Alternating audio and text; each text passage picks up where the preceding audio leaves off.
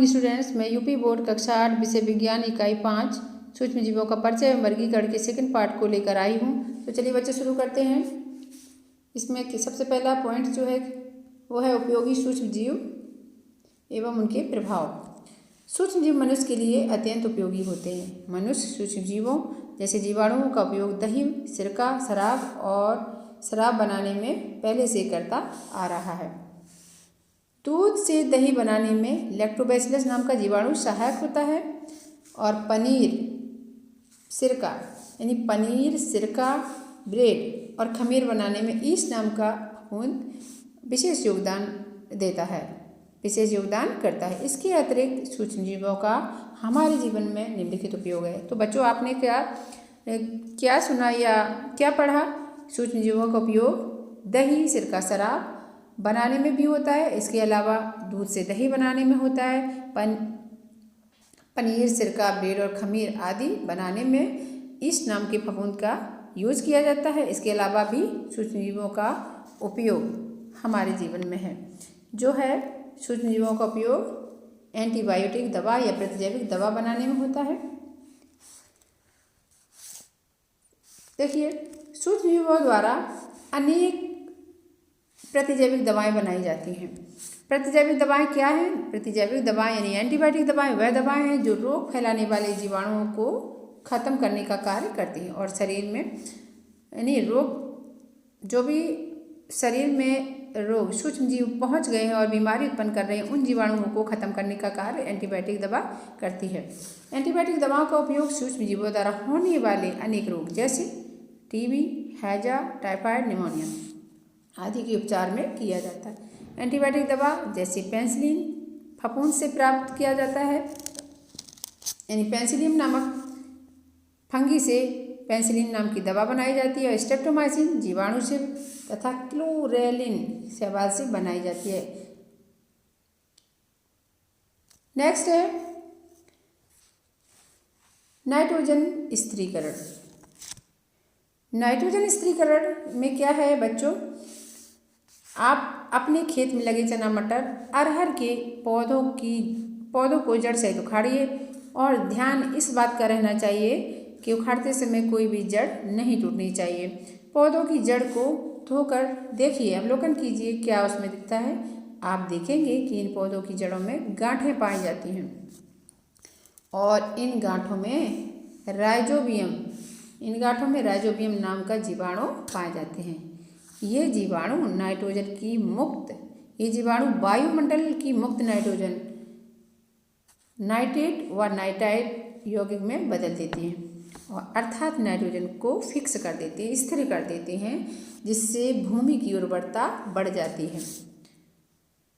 और इसके अलावा इसके अतिरिक्त कुछ जीवाणु जैसे एजिटोबैक्टर स्वतंत्र रूप से मिट्टी में रहते हैं, जो नाइट्रोजन स्थिरीकरण करने का कार्य करते रहते हैं। इसी प्रकार नाइटोबैक्टीरिया यानी साइनोबैक्टीरिया जैसे नोस्टर, एनाबीना, साइटोनिमा, ऑसिलिटेरिया का उपयोग धान के खेतों में जैव उर्वरक के रूप में करते हैं। अब बच्चों, जरा आप इस जड़ को देखिए। ये जो अभी बताया था नाइट्रोजन फिक्सेशन में, नाइट्रोजन स्थिरीकरण में बताया था, चने मटर की जड़ को उखाड़ करके और उसको धो करके देखिए सावधानीपूर्वक, उसमें किस प्रकार की संरचनाएं दिखाई देती हैं। तो जड़ को देखने पर आपको गोल संरचनाएं दिखाई देंगी, गांठों के समान संरचनाएं दिखाई देंगी। इनमें क्या है? इनमें राइजोबियम नाम की बैक्टीरिया भरे होते हैं जो नाइट्रोजन को स्थिर करने का कार्य करते हैं। अब देखिए बच्चों, चित्र के माध्यम से आपको देखना है कि सूक्ष्म जीवों का उपयोग किन किन चीज़ों के बनाने में होता है। ये आप देख रहे हैं, ये क्या है बच्चों? ये दही है, यानी कर्ड है। दूध से दही बनाने में सूक्ष्म जीव का प्रयोग होता है। इसके अलावा ये क्या है? विनेगर यानी सिरका बनाने में भी सूक्ष्म जीवों का प्रयोग होता है ना। पनीर बनाने में सूक्ष्म जीव का प्रयोग होता है। ब्रेड को बनाने में भी सूक्ष्म जीव का प्रयोग होता है। ईस्ट देख रहे हैं आप, ईस्ट का प्रयोग ब्रेड और पनीर बनाने में किया जाता है। यानी ये देख रहे हैं ना आप, ईस्ट है, ये ईस्ट का। अब ये क्या है? ये कौन सा फ्रूट है बच्चों, बताइए? ये जो है ये आपका ऑरेंज है, जो सड़ गया ऑरेंज। ये जो आपको संरचना दिख रही है, ये ब्लैक स्पॉट दिख रहे हैं, ये क्या है? इस पर फंगी रोग हो गई है, यानी कि फफूंदी लग गई है। तो फफूंदी क्या काम कर रही है? यहाँ पर फल को सड़ाने का काम कर रही है। ये क्या है? ये वाइन है, यानी शराब है। तो सूक्ष्मजीव का उपयोग शराब बनाने में, एंटीबायोटिक दवा बनाने में होता है। ये क्या बच्चों? ये जो आपको संरचना, ये कौन सा पौधा दिख रहा है? ये जो पौधा है, छातीनुमा संरचना है इसकी। ये अक्सर कर सर्दियों यानी बारिश के समय में सड़े गले स्थानों पर उगता है और इसका नाम है एगरिकस, जो एक फफूंदी है। चलिए बच्चों, नेक्स्ट देखिए, सूक्ष्म जीवों द्वारा कार्बनिक पदार्थों का अपघटन, यानी सूक्ष्म जीव के द्वारा कार्बनिक पदार्थों का अपघटन भी होता है। इसको डिटेल में देखते हैं। सूक्ष्म जीव पौधों एवं जंतुओं के मृत शरीर पर पलते हैं और वे यहाँ वृद्धि करके जटिल कार्बनिक पदार्थों को सरल अकार्बनिक पदार्थों में अपघटित कर देते हैं। इससे पौधों एवं जंतुओं का मृत शरीर सड़कर नष्ट हो जाता है और अंततः मृत शरीर के तत्व मिट्टी में मिल जाते हैं। इस प्रकार सूक्ष्म जीव मृदा में उपयोगी पोषक तत्व संचित करते हैं, जिससे भूमि की उर्वरा शक्ति बढ़ती है। तो बच्चों, सूक्ष्म जीव क्या करते हैं? सूक्ष्म जीव जो हैं कार्बनिक यानी जटिल कार्बनिक पदार्थों को सरल कार्बनिक पदार्थों में तोड़ने का कार्य करते हैं और जो मिट्टी में मिलकर के भूमि की उर्वरा शक्ति को बढ़ाते हैं। कल्पना कीजिए बच्चों कि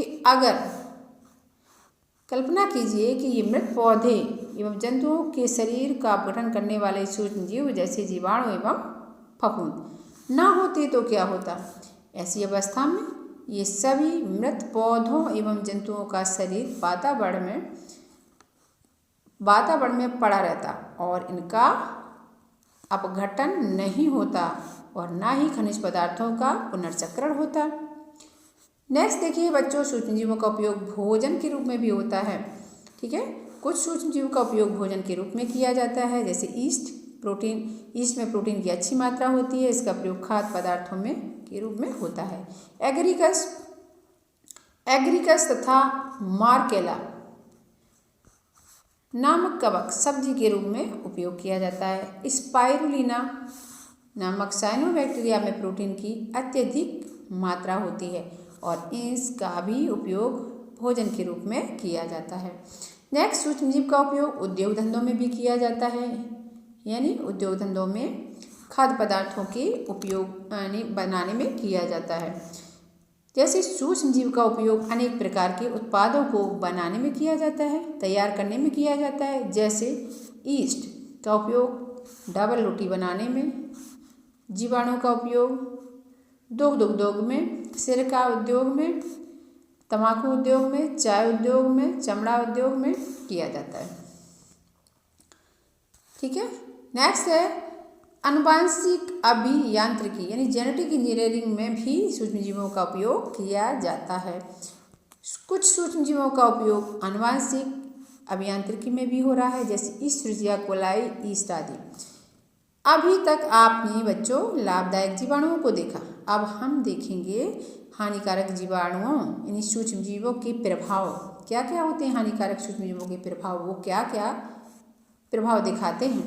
देखिए, सूक्ष्मजीवों के द्वारा मनुष्यों, जंतुओं और पेड़ पौधों में बहुत सारे रोग उत्पन्न होते हैं, यानी सूक्ष्मजीव जो है मनुष्यों, जंतुओं, पेड़ पौधों में रोग उत्पन्न भी करते हैं बच्चों। तो जीवाणुओं द्वारा मनुष्य में होने वाले रोग जैसे तपेदिक, हैजा, निमोनिया, टाइफाइड आदि। अब दाद नामक रोग है, जो दाद होता है। दाद क्या है? ये जो ऐसी जगह पर होता है जहाँ भींगा यानी बॉडी पार्ट जो है भींगा रहता है, हवा नहीं लगती है और अक्सर कर भींगे कपड़े पहनने पर यानी नमी वाले कपड़े पहनने पर दाद हो जाती है। दाद की संरचना एक पॉइंट से शुरू होती है और फिर वो गोल गोल यानी सर्कुलर संरचना उसकी सर्कुलर होती है। देखने में वो गोल गोल संरचना उसकी होती है। इसके अलावा दांत होता किससे है? दांत ट्राइकोफाइटोन तथा माइक्रोस्पोरम नामक कवक द्वारा होता है। जंतुओं में अनेक रोग जैसे भेड़ का एंथ्रेक्स रोग बैसिलस एंथ्रेक्स नामक जीवाणु द्वारा होता है। भेड़ में एंथ्रेक्स नाम का रोग है जो बैसिलस एंथ्रेक्स नाम के जीवाणु द्वारा होता है। पौधों में अनेक रोग, जैसे अभी तक आपने देखा मनुष्यों में और जानवरों में, आप देखेंगे पौधों में नींबू का कैंकर रोग ज़ैंथोमोनास नामक जीवाणु द्वारा होता है। आलू की पछेता यानी आलू में जो पछेता रोग है, पछेता अंगमारी नामक रोग फाइटोप्थेरा इन्फेस्टेंस के द्वारा होता है। फाइटोप्थेरा इन्फेस्टेंस नामक कवक द्वारा होता है। गेहूं का काला कीट स्तंभ कीट पक्सिनिया नामक कवक द्वारा होता है। कुछ सूक्ष्म जीव खाद्य पदार्थों को नष्ट कर देते हैं, जैसे राइजोपस, म्यूकर आदि रोटी, ब्रेड, अचार, मुरब्बा आदि को नष्ट करते हैं, खराब कर देते हैं। इसी प्रकार क्लॉस्ट्रीडियम बोटुलिनम नामक जीवाणु खाद्य पदार्थ को पॉइजनस बना देते हैं, विषाक्त बना देते हैं। कुछ सूक्ष्म जीव जैसे थायोबैसिलस डिनाइटिफिकेंस, इनका क्या काम, ये क्या काम करते हैं, नाइट्रेट को नाइट्रोजन तथा अमोनिया में बदल देते हैं, जिससे भूमि की उर्वरा शक्ति में यानी उर्वरता में कमी हो जाती है। तो आगे देखिए बच्चों, इसी प्रकार सूक्ष्म जीव जो हैं, इसी प्रकार क्या है, हाँ, इसी प्रकार सूक्ष्म जीव इमारती लकड़ी पर उग करके उसे नष्ट कर देते हैं। जैसे वो कौन से सूक्ष्म जीव है, जैसे पॉलीपोरस कवक लकड़ी के कटे हुए भाग पर उग करके उसे सड़ा देते हैं। सूक्ष्म जीवों के प्रभाव से बचाव 5.5 में देखेंगे सूक्ष्म जीवों के प्रभाव से कैसे बचा जाए। तो देखते हैं बच्चों, सामग्री के उचित संग्रहण तथा संरक्षण से सूक्ष्म जीवों द्वारा होने वाली हानि को रोक सकते हैं। सामग्री के उचित संग्रह और संरक्षण से सूक्ष्म जीवों द्वारा होने वाली हानि को हम रोक सकते हैं, अच्छी तरह से उनको संग्रह और संरक्षण किया जाए। सूक्ष्म जीव जहाँ हमें रोगग्रस्त कर देते हैं, वहीं हमारे दैनिक जीवन की वस्तुओं को भी नष्ट कर देते हैं, जैसे डबल रोटी, पुस्तकें, चमड़े की वस्तुएं, खाद्य सामग्री आदि सूक्ष्म जीवों के द्वारा खराब हो जाती हैं। उष्ण तथा नम वातावरण में सूक्ष्म जीव इन वस्तुओं पर उग आते हैं और इन्हें खराब कर देते हैं। यानी नमी के समय ये सूक्ष्म जीव ज़्यादा ग्रो करते हैं, इनको फेवरेबल कंडीशन मिलती है, उस समय ये क्या करते हैं, यानी चीज़ों को खराब कर देते हैं। सूक्ष्म जीव से सुरक्षित रखने एवं उनसे होने वाली आर्थिक हानि से बचने के लिए निम्नलिखित उपाय किए जा सकते हैं। यानी सूक्ष्म जीवों के प्रभाव से बचने के लिए हमें क्या करना है, नंबर 1, फैब्रिक तथा चमड़े के सामानों का बचाव।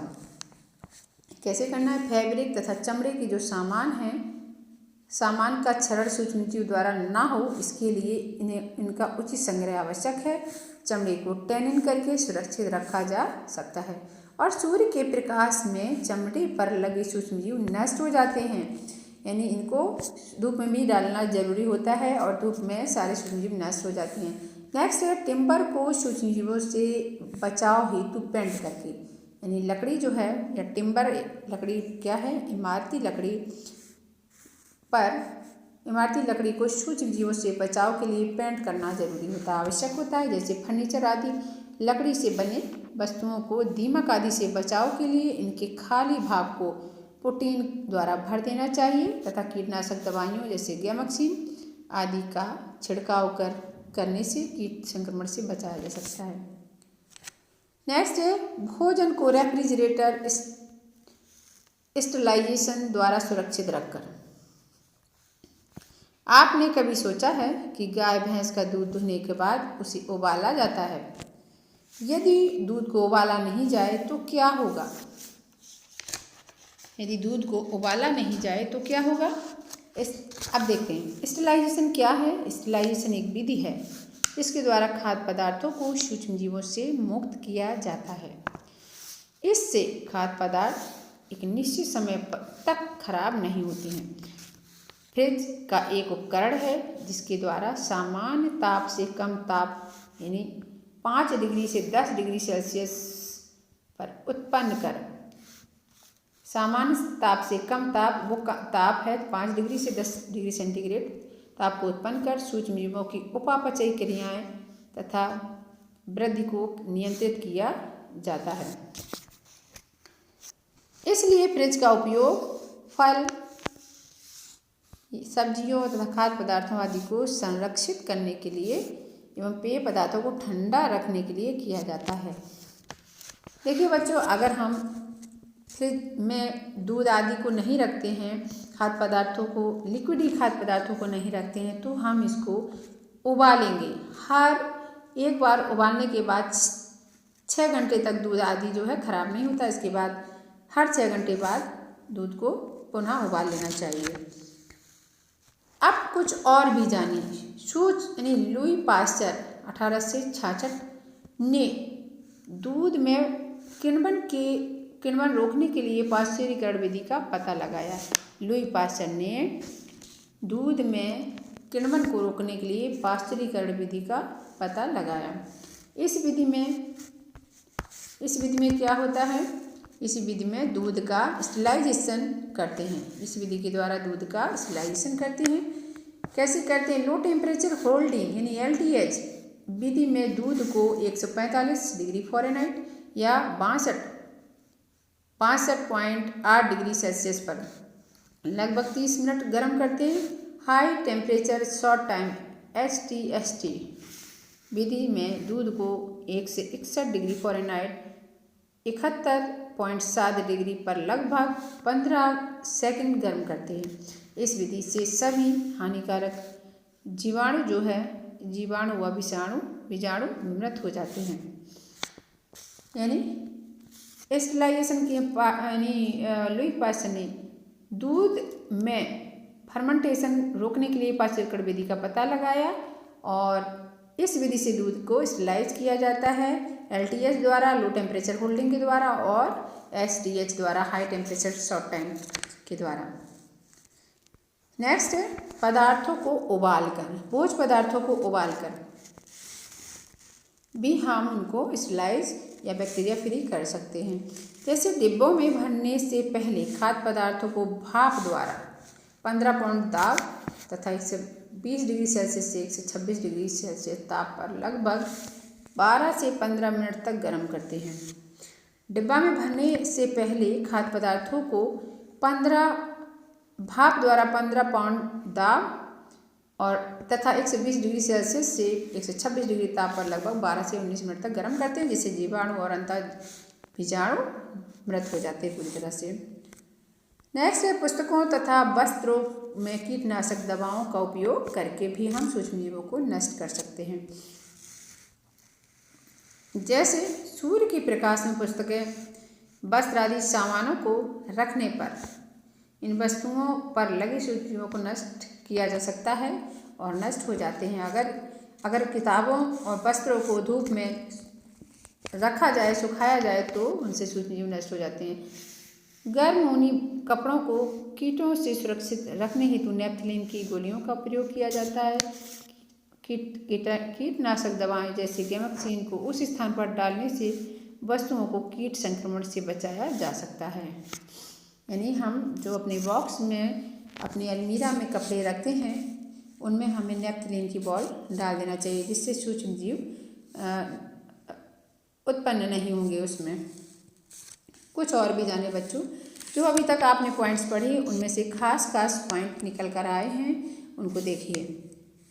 अचार में नमक मिलाकर रखने से नमक संरक्षक का कार्य करता है, यानी खराब नहीं होने देता है अचार को, बैक्टीरिया नहीं ग्रो होने देता है। इसके द्वारा उत्पन्न माध्यम में एंजाइम निष्क्रिय हो जाते हैं, यानी इसके द्वारा उत्पन्न माध्यम में एंजाइम निष्क्रिय हो जाते हैं, जो सामान्य तापक्रम में भोजन विखंडित कर देता है। कहने का मतलब अचार में जो नमक मिलाया जाता है, अचार में थोड़ा नमक ज़्यादा ही होता है, जो सूक्ष्मजीव को ग्रो होने से रोकता है। जैम, नेक्स्ट है जैम, जेली, शरबत जिन बर्तनों में सुरक्षित रखे जाते हैं उनको जीवाणु रहित किया जाता है। इसके लिए बर्तनों को निश्चित समय के लिए पानी में खौलाया जाता है। इसके अतिरिक्त इन सामग्रियों में सोडियम मेटाबाइसल्फाइड और सोडियम बेंजोएट की निश्चित मात्रा मिलाई जाती है, जो परिरक्षक का कार्य करती है। सॉस चटनी में एसिटिक अम्ल परिरक्षक का कार्य करता है। दूषित जल व भोजन हमारे लिए हानिकारक है, इसलिए स्वच्छ जल, ताज़ा भोजन, उचित ढंग से संग्रहित किए भोजन का ही प्रयोग करना चाहिए बच्चों। तो आज इस वीडियो में बस इतना ही। बच्चों आपको समझ में आया हो तो इसे लाइक शेयर करें और नए हैं तो सब्सक्राइब करें। तब तक के लिए बाय बच्चों। नेक्स्ट वीडियो के साथ यानी नेक्स्ट वीडियो में मैं सूक्ष्म जीवों द्वारा होने वाली बीमारियों के बारे में बताऊंगी। तब तक के लिए बाय बच्चों। Okay, take care.